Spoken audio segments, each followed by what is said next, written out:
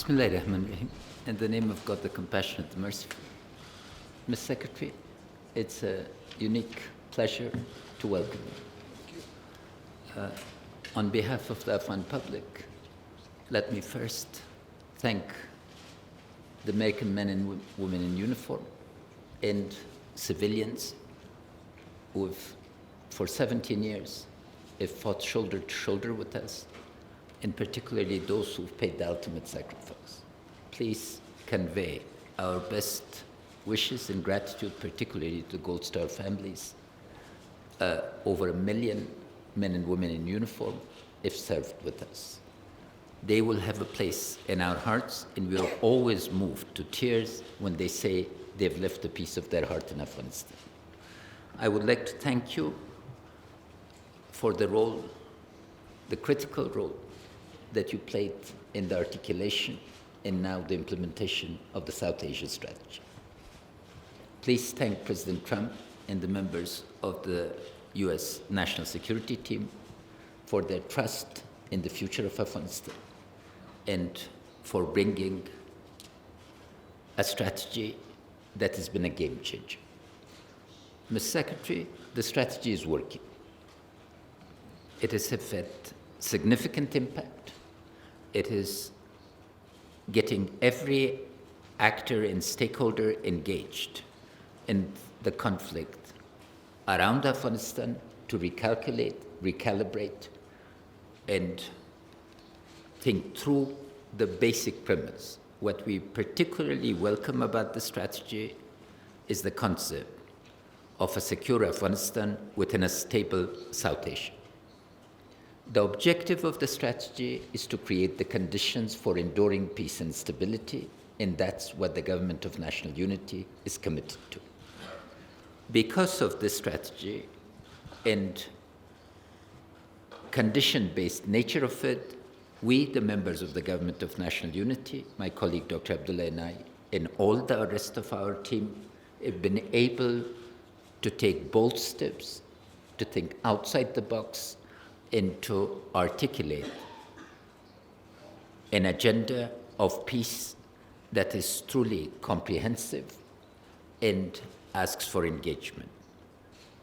The ceasefire was equally an experiment, and here I'd like to pay tribute to the Afghan public. Our capacity not just to welcome reconciliation, but to display a genuine sense of a nation that is tired of war, that is willing to look to the future rather than the past, that can take all the casualties of the week before the ceasefire and have the compassion and the commitment to reconcile has been truly moving. It's been moving for several generations of Afghan. After 40 years, Afghans have experienced a true Eid. I would also like to pay tribute to the Afghan public for their embrace of democracy. Over 6 million Afghans have registered to vote. A democratic election, a fair, free, and inclusive election is what will characterize the routinization and the consolidation of our Constitution. Equally, Mr. Secretary, our commitment to reform is strong, focused, and bearing results. Our security forces are experiencing a generational transformation. Their leadership and management is changing. Our commando forces are doubling. Our air force is tripling. They're showing both the way they manage the ceasefire, that they have compassion for peace, but they have the discipline to defend this country and fight against the common threat of terrorism.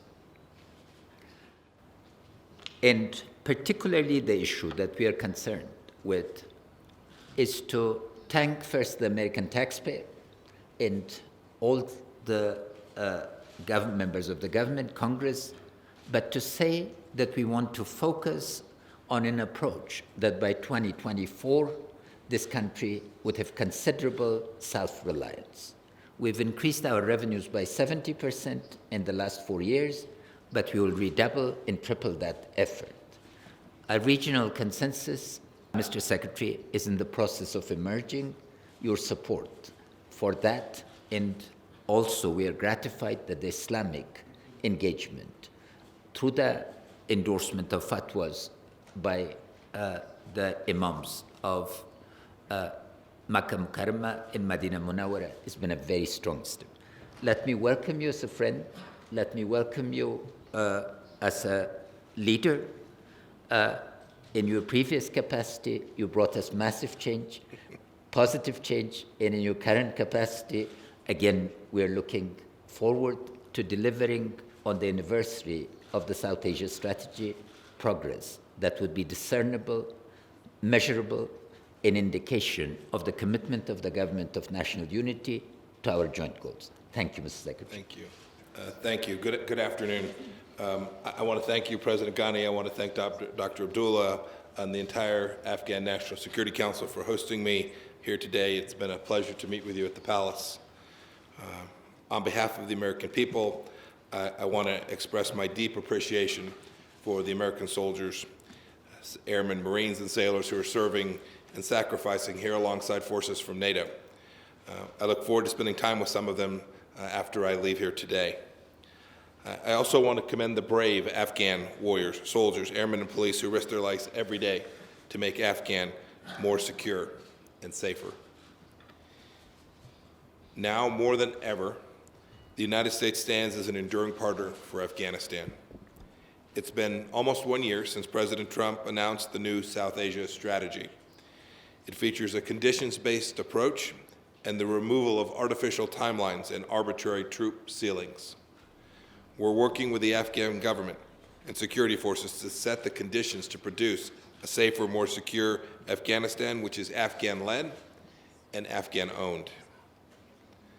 You should know that the peace process is the same. The United States will support, facilitate, and participate in these peace discussions. But peace must be decided by the Afghans and settled among them. We expect that these peace talks will include a discussion of the role of international actors and forces. I came here today to learn the progress that we've made in each of the dimensions. My conclusion from this visit is that the President's strategy is indeed working. Our South Asia strategy has sent a clear message to the Afghan peoples and its security services that we will support them as they continue to fight to defend their country and their people. The strategy has sent a clear message, too, to the Taliban. They cannot wait us out. And we're beginning to see the results both on the battlefield, where the Taliban's momentum is slowing, and in the prospects for peace with them. We've also today had the chance to discuss the progress Afghanistan is making to prepare for elections this fall. We support the Afghan government and security forces as they work to ensure safe, credible, and transparent polls that reflect the will of the Afghan people. We call on all of our partners to continue this support. And finally, I'd like to congratulate the government of Afghanistan on its progress towards reform. I'm encouraged to see the Afghan government fighting corruption and developing a roadmap for its economy, for the country's economy, including a clear vision for stable development of the mining sector. Once again, President Ghani, thank you so much. Chief Executive Abdullah, thank you. You have been gracious hosts. The United States remains committed to working with Afghan government and the Afghan people to advance security, political stability, and accountability, along with democratic governments among the Afghan people. Thank you. Thank you, Mr. President. Thank you, Mr. Secretary. We'll take some questions now. Khurshidi from Shamshad. ډیره مننه. زه ذبیح الله خورشیدی یم د شمشاد خبریال د امریکې د باندنۍ چارو وزیر ته ښه راغلاست وایي. مشخصا پوښتنه مې دا ده چې طالبانو د افغان حکومت سره هم د سولې خبرې رد کړي دي، هم یې وربند ونه غځاوه. مشخصا اوس د امریکا متحده ایالات څه پلان لري د دغه برخه کې؟ طالبان اوس ځینې نور ملګري په منطقه کې پیدا کړي چې په هغې کې ایران اوس شامل ده، روسیه ده، چین ده، پاکستان خو پخوا هم دغسې هغه تور پې و چې د طالبانو ملاتړ کوي. مننه. The question is that the peace process, the Taliban has rejected the peace dialogues and negotiations, and they now have some partners in the region as well, with a partnership with some other countries. What are the next steps and how would we proceed with the peace process? So the peace process will be Afghan-led. It will be amongst the Afghan people. We have been very encouraged following the ceasefire to see how the Afghan people have responded to that. We think that bodes well for the peace process. Having said that, we're prepared to participate in that, to facilitate, to help the Afghan people resolve their differences and to arrive at a place where all of the Afghan people can have their voices heard and live in a society that is peaceful and security and where every Afghan is treated with the dignity that each of them deserves. And the next question will go to Kylie Atwood from CBS News. One question, please. Thank you. Secretary Pompeo, the U.S. has now been here in Afghanistan for almost 17 years, as you well know, and the Trump administration, as you said, is 1 year into its strategy, a conditions-based strategy, but there aren't many signals of success. The territory under Taliban control has grown, and as you noted, an American service member just died here. This is the third fatality of an American military member this year. You say the strategy is working, but where is the evidence that Trump and his administration's strategy here is indeed working? And the U.S. has also said it would facilitate talks between the Afghan government and the Taliban. Can you characterize U.S. engagement with the Taliban at this point? Thank you. So that was two questions. Interestingly, they're connected. An element of the progress is the capacity that we now have to believe that there is hope, that many of the Taliban now see that they can't win on the ground militarily. That's very deeply connected to President Trump's strategy. We saw this. We saw what happened. We saw the Taliban respond to the ceasefire that President Ghani put in place. These are linked issues. The progress we've made in the South Asia strategy, in increasing the size and the capability of the Afghan security forces, in strengthening the reforms inside the Afghan government, the work that we have done to demonstrate to the Taliban that the continuation of fighting will lead them to a bad outcome, not one that's in the best interest of the people in the regions where they operate. Each of those are hallmarks of real progress. Make no mistake, there's still a great deal of work to do. That is certainly the case. And the American role will be important in this. But we can't run the peace talks. We can't settle this from the outside. This will be settled by the Afghan people coming together. Their cumulative realization that living together in harmony and peace, and treating each other with dignity, we saw that during the ceasefire, and we have seen it in the aftermath. We are very hopeful that that will lead to successful reduction in violence as we move into the elections. We're counting on all the actors in the region to be supportive of that. The Pakistanis, too, need to understand that we need to have a set of elections that do not have violence. We're counting on all of the actors in the region to support this process and make sure the Afghan people can have their voices heard during these elections.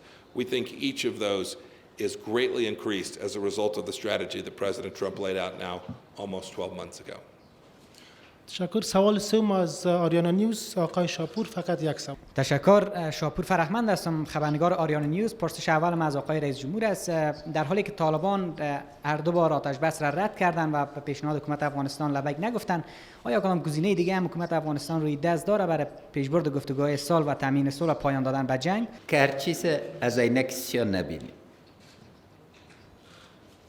خدمت تمام هموطنان عرض می است که در 40 سال گذشته کسی آتش بس دیده بود؟ اگر در 40 سال گذشته آتش بس ندیدین و آتش بس دیدین، اهمیت از این موضوع نادیده گرفته نشه. ابتکار آتش بس از ما بود. ابتکار پروسه صلح در کنفرانس کابل از ما بود.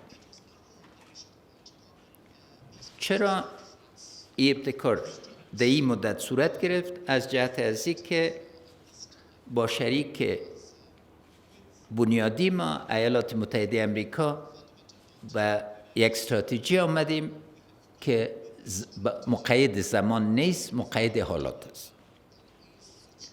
هر پیمان صلح نتیجه کوشش‌های فوق‌العاده است. چند نکته بنیادی را.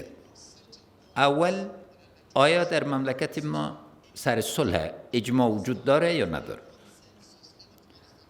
جواب از این سوال به صورت قاطع است که اکثریت مطلق مردم افغانستان سر صلح اجماع داره. دوم، آیا اجماع ملی ما به اقدامات منجر شده که یک نقشه رای واضح را ترسیم کنه؟ اگر یک بار آتش بس صورت گرفت، موانع اصولی در راه ایجاد آتش بس‌های آینده چیست؟ سوم، نقش علمای کرام افغانستان بی سابقه است. 2907 عالم ما جمع شدن، فتوای متفقه دادن و علمای ما توصیهشان صلح بود و حکومت وحدت ملی صلح را استقبال کرد. قدم‌های آینده را ما باید با دقت، با تأمل، اما با جرأت بگیریم و هر پروسه سخت. شما مکتب دیدین، هر سال اگر کوشش فوق‌العاده نشه، هر شاگرد اول نمره نمیشه. راهی که در کو بالا میشین باید تا آخر برسید. نقشه را جهت حرکت واضح است، اینال باید اراده واضح داشته باشیم و در عین حال حوصله. اگر توقع ما است که در یک روز بحران 40 ساله را حل کنیم، این غیر واقعی است. اما حرکتی که ایجاد شده، امید ازیر در مردم به صورت اساسی ایجاد کرده که ما حرکت کرد. و نقطه آخرم خدمت. قوای امنیتی و دفاعی ما هم نشان دادن که دیسیپلین ازیر دارن که صلح را استقبال کنند و هم با قوت حاضر هستند که از این خاک دفاع کنند. من میخوایم که مراتب امتنان ما از قوای امنیتی و دفاعی افغانستان و احساس افتخار ما سر از این قوا اظهار کنم. 4 قول اردو را ما از ابتدای سال رفتیم و جمع کماندو و قوای خاص ما. امروز باید بفهمیم که تنها سر یک پایک قوای امنیتی ماست اتکا نمی‌کنیم. مرحله کار سیاسی و کار اجتماعی به صورت اساسی فراهم شده و انشاءالله تعالی به پیش خواهیم. Next question, John Hudson from the Washington Post. Thank you, Mr. Secretary. Just given the importance of the North Korea issue, I wanted to ask you, yesterday you put out the prospect of offering security guarantees to North Korea as it starts the denuclearization process. What are those security guarantees? Does it include an agreement to formally end the Korean War? Would you consider removing U.S. troops or weapon systems? And after your visit in Pyongyang, North Korea issued a pretty aggressive statement. I was just wondering, you've spent so much time building this relationship, seeing what's happening, visiting Pyongyang. Did you get a sense of what was the issue that really triggered North Korea to walk away with a different sentiment that you had in the good faith negotiations? Thanks very much. Well, I'd really prefer to talk about Afghanistan, given where we are. Do you have a question about Afghanistan? So, on Afghanistan, I would also like to ask what your view is of Russia's involvement in Afghanistan. Do you believe that it is supplying arms to the Taliban? But also wonder if you'd be generous enough to answer the North Korea question as well. Yeah. So let me talk about regional actors here in Afghanistan more broadly even than Russia. We have seen good signs from lots of regional actors, China and others, Uzbekistan, who are stepping forward. We've also seen it from our NATO allies and partners. We've had 29 of 39 of those allies step up with increased contributions of resources since President Trump announced his new South Asia strategy. We believe that there are many actors who are coming together to try and achieve what it is President Ghani has so elegantly discussed today. We're optimistic that the region, the world, are all tired of what's taking place here. In the same way the vast majority of the Afghan people no longer wish to see violence and war. And we're very, very hopeful that over the coming periods we can begin to see true progress, true reductions in violence, sound reforms of the Afghan government that result from the Afghan people's voice being heard in the upcoming elections. If we can begin to move down that path, we will have made a historic pivot, a historic change, transformational work here in Afghanistan, which will give the Afghan people back their country in a way that is important and, frankly, what I'm convinced most of the Afghan people want. Let me close. Well, I'll give you one quick answer with respect to North Korea. We still have a long ways to go, but the commitment that the North Koreans made, frankly, that Chairman Kim personally made to President Trump remains, has been reinforced. I saw some of the statements came out. They were mixed. You haven't reported on the mixed statements, but maybe you will now. The statements that were put out, Chairman Kim's statement following our discussions, continue to express his desire to complete the denuclearization to which he is so committed. The press briefing is concluded. Thank you everyone for coming out today. Thank you. Thank you. Thank you. Thank you.